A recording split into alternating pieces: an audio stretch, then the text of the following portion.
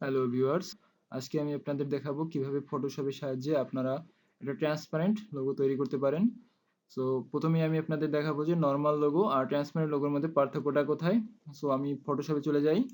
তো দেখেন এখানে অলরেডি আমি একটা ফটো ওপেন করে রেখেছি এবং শেষে দুটো লোগো লাগাই রাখছি। এখন দুইটা একই রকম লোগো বাট দুইটার মধ্যে একটা ডেফিনিট পার্থক্য আছে। এটা যদি খেয়াল করেন এই ফটোটার সাথে আমি একটা সাদা অংশ দেখা যাচ্ছে, আশেপাশে কতগুলো সাদা অংশ বা ভিতরেই একটা সাদা অংশ দেখা যাচ্ছে। এটা এই ফটোটার একটা ইম্পর্টেন্ট জায়গা দখল করে রাখছে।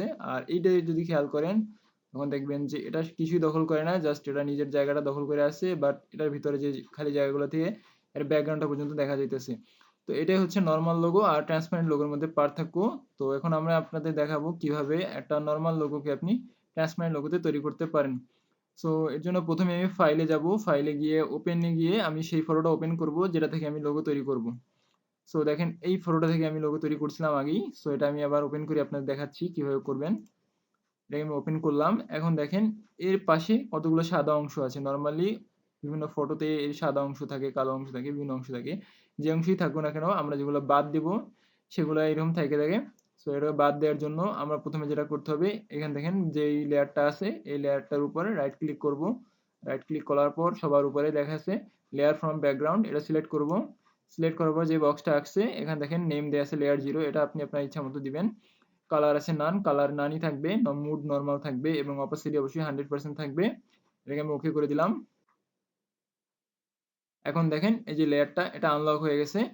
সো এখন দেখেন এই যে ছবিটার পাশে যে সাদা অংশগুলো আছে বা ভিতরে একটা সাদা অংশ আছে, এই সাদা অংশগুলো আমি ডিলিট করতে চাই। তো সাদা অংশগুলো আমি ডিলিট করার জন্য প্রথমে এই সাদা অংশগুলো সিলেক্ট করে দিতে হবে। এটা করার জন্য সবথেকে বেস্ট অপশন হচ্ছে ম্যাজিক ওয়ান টুল ব্যবহার করা। তো আমি অবশ্যই ম্যাজিক ওয়ান টুল ইউজ করব, যেহেতু এই ক্ষেত্রে সবথেকে পারফেক্ট হবে এটা। ম্যাজিক ওয়ান টুল সিলেক্ট করলাম এবং এখানে এসে আমি এই যে সাদা অংশগুলো সিলেক্ট করে দিলাম। কিন্তু দেখেন ভিতরে সাদা অংশগুলো সিলেক্ট হয় নাই। তো ভিতরে সাদা অংশগুলো সিলেক্ট করার জন্য আমি অবশ্যই শিফট চাপবো, শিফট চেপে এটা সিলেক্ট করে দিলাম সাদা অংশটা, আবার শিফট চেপে এটা সিলেক্ট করে দিলাম। সো এখন দেখেন সাদা অংশগুলো সব সিলেক্ট হয়ে গেছে। এখন আমি আমার কিবোর্ডের ব্যাক স্পেস বাটন দিয়ে সবগুলো লেয়ার বা পিছনে যে সাদা লেয়ারগুলো আছে এগুলো ডিলিট করে দিলাম। এখন শুধুমাত্র আমার যে দরকারি অংশটা আছে সেটাই থেকে গেছে। এখন আমি কন্ট্রোল ডি চেপে এটাকে ডিসিলেক্ট করলাম। এখন দেখেন যে অংশটুকু আছে এটা হচ্ছে আমাদের দরকারি অংশ, এটুকু আমি সেভ করে ফেললেই আমার কাজ হয়ে গেল। সো আমি ফাইলে যাব, ফাইলে গিয়ে সেভ অ্যাজ দেব। সেভ অ্যাজ দেওয়ার পর নামটা বসে গেছে অলরেডি।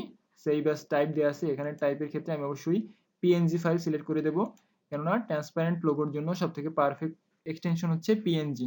এটাকে আমি সেভ করে দেওয়ার পরে নতুন একটা বক্স আসছে, এখানে দেখেন কম্প্রেশন লেভেল দেওয়া আছে। অবশ্যই আমরা স্মলের সিলেক্ট করে দেবো যদি আমরা হাই কোয়ালিটি পিএনজি ফাইল পেতে চাই।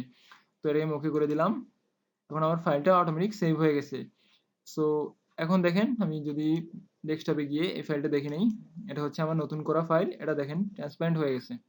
এই যে আশেপাশে কোনো সাদা অংশ নাই বা ভিতরে কোনো সাদা অংশ নাই। এটা চাইলে আমরা এখন যে ফটোশপে যেটা করছি আমরা এখানে একটু খেয়াল করেন, এই যে এটার মতো হয়ে গেছে। এখন চাইলে এখানে এসে আমরা এটাকে মুভ করে দেখেন যেটা করে ফেলছিলাম এটাকে আমরা মুভ টুলসের সাথে যদি মুভ করে নিয়ে আসি তাহলে এই যে এখানে যে কোনো একটা জায়গায় যদি ছেড়ে দিই দেখেন এটা ট্রান্সপারেন্ট হয়ে গেছে। এর পিছনে অংশগুলো দেখা যাচ্ছে, যে মাঝখানে ফাঁকা জায়গা থেকে ভিতরেটা দেখা যাচ্ছে, তার মানে এটা ট্রান্সপারেন্ট হয়ে গেছে।